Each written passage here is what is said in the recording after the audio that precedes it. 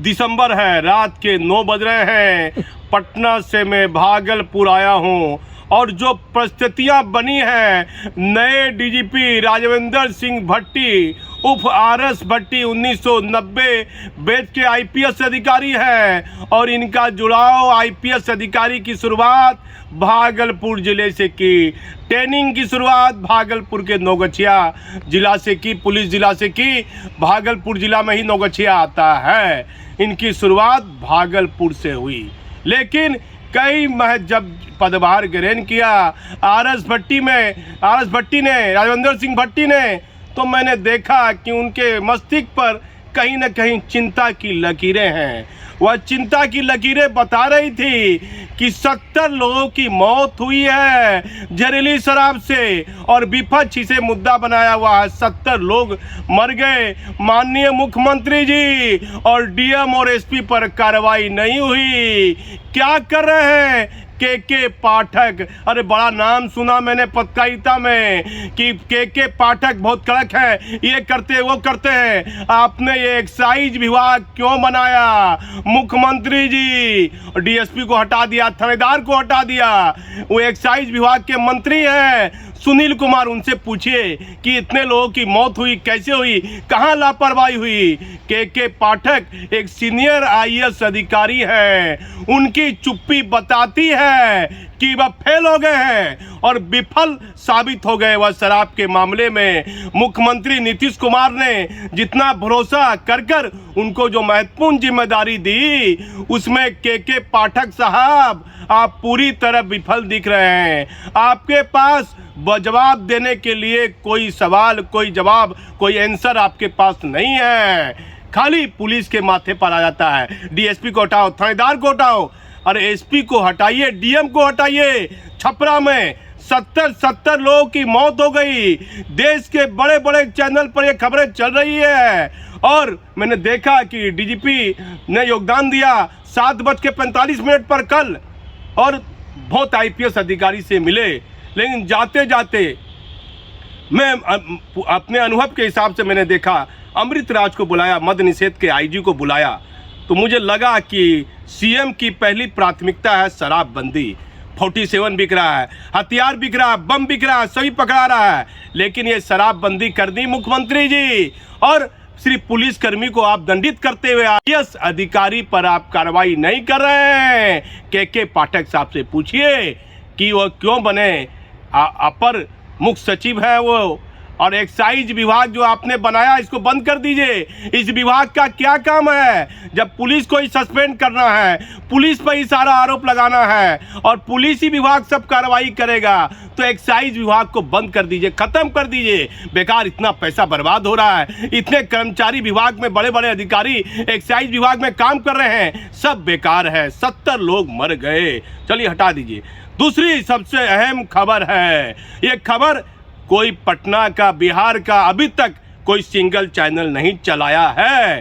कल 11 बजे पहली बार राजविंदर सिंह भट्टी उर्फ आरएस भट्टी 1990 बैच के आईपीएस अधिकारी, ये पहली बार हो रहा है बिहार राज्य में। ऐसा पहले कभी नहीं हुआ। बड़ा खुलासा मैं अपने चैनल पर कर रहा हूँ। थानेदार से लेकर डीएसपी से लेकर इंस्पेक्टर से लेकर सिटी एसपी से लेकर सीनियर एसपी से लेकर सभी बिहार में पुलिस हेडक्वार्टर से लेकर सभी आला अधिकारी के साथ ऑनलाइन बैठक कल 11 बजे से शुरू है। सभी अधिकारी को मालूम है कि क्या आरएस भट्टी साहब ने जो योगदान दिए होंगे, उनकी प्राथमिकता रहती है अपराधी के खिलाफ। जो माहौल, जो काम करने का उनका तरीका है अपराधियों में भर डालने का, लेकिन मुख्यमंत्री की शराबबंदी अच्छे आईपीएस अधिकारी का माथा काम नहीं करता है कि ये शराबबंदी किस तरह से पूरी तरह सफल हो, लागू हो, कहाँ गड़बड़ी हो रही है। अब सारी चीज भूल गए हैं। भट्टी साहब 1990 बैच के आईपीएस अधिकारी हैं, वह योगदान दे दिए हैं। उनका कुछ प्राथमिकता होगी, अपराध पर नियंत्रण करना है, ऐसे करना है, लेकिन उनके सामने है 70 मौत हो गई और लगातार विधानसभा में मामला उछल रहा है और मुख्यमंत्री भी प्रेशर में है, तो अब डीजीपी भी प्रेशर में आ जाते हैं। नए डीजीपी हैं राजविंदर सिंह आरएस भट्टी, वह खुद ही प्रेशर में आते हैं। तो कल मीटिंग में पर आया हमारे पास जो जानकारी है शराब के मुद्दे पर, फरारी अपराधियों पर और जो मामला पेंडिंग है उस पर बिहार के डीजीपी ऑनलाइन में कई तरह की समीक्षा बैठक में अहम बिंदु पर वार्तालाप समीक्षा की जाएगी।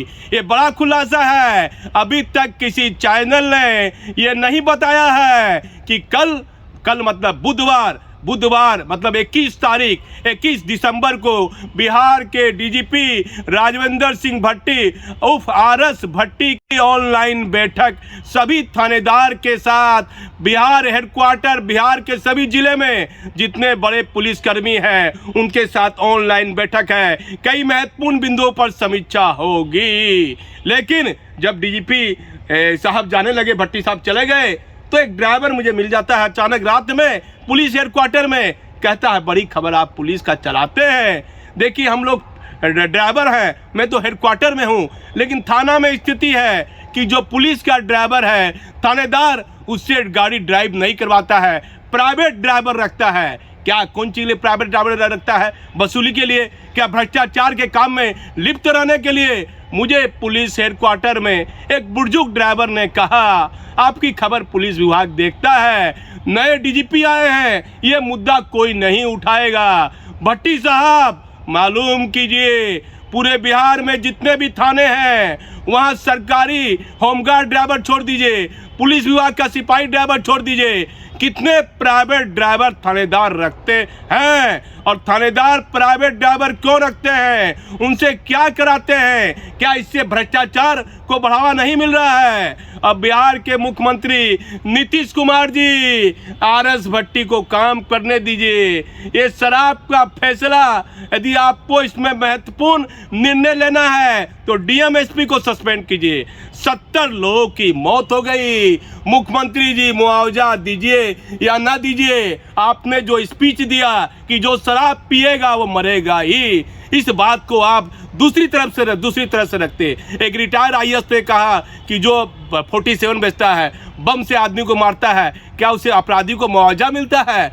मुख्यमंत्री को इसी बात को वह दूसरे तरीके से रख सकते थे, लेकिन उनका इस तरह से बयान देना ये बताता है कि मुख्यमंत्री नीतीश कुमार के मन में क्या अहंकार आ गया है कि जो पिएगा वो मरेगा, जो पिलाएगा उसके साथ क्या होगा। जो अधिकारी एक्साइज विभाग, इतना बड़ा विभाग खोले हुए हैं, के पाठक बड़ा नाम है, सुनील कुमार मंत्री है, ये क्या हो रहा है? नीतीश कुमार जी ध्यान दीजिए, नहीं तो बिहार में जो काम आपने मेहनत की है वही शराबबंदी के कारण आपका 17 साल का सुशासन विफल साबित हो जाएगा। बिहार में किस तरह पुलिस कमिश्नर सिस्टम व्यवस्था लागू हो, इस पर भी आप पहल कीजिए। आप हमारी खबर पर बने रहिए।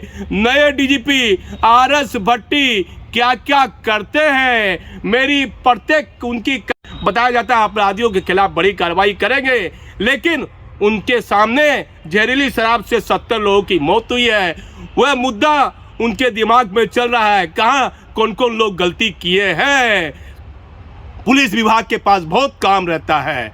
एक्साइज विभाग क्या कर रहा है? मुख्यमंत्री जी ध्यान दीजिए, एक आदमी की मौत नहीं हुई है, 70 लोगों की मौत हुई है।